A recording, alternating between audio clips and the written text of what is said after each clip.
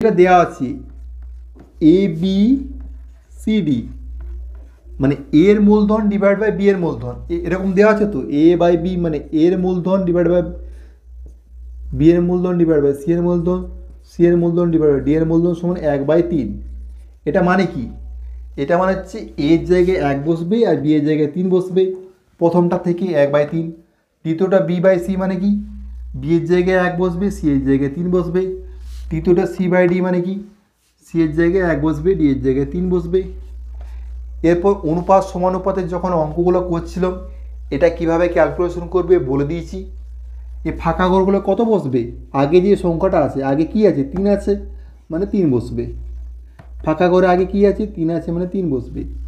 এখানে পরে কি আছে সেটা বসবে, পরে আছে 1 আছে মানে 1 বসবে, পরে কি আছে? 1 আছে মানে 1 বসবে। সহজ হিসাব।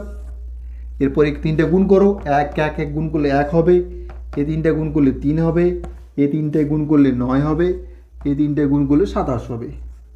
সহজ হিসাব, তাই না?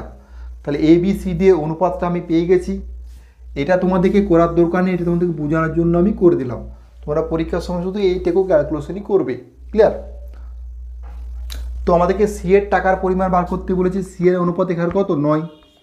কতর মধ্যে? 27 আর 9 36 আর 3 39, 40, 40-এর মধ্যে 9। আর মোট টাকা কত? 4 লক্ষ। 5টা শূন্য হবে, ঠিক আছে? তো 0 0 কাটো, 4 1 1, 4টা শূন্য হবে, 1 2 3 4, মানে হচ্ছে কত? 90,000 টাকা।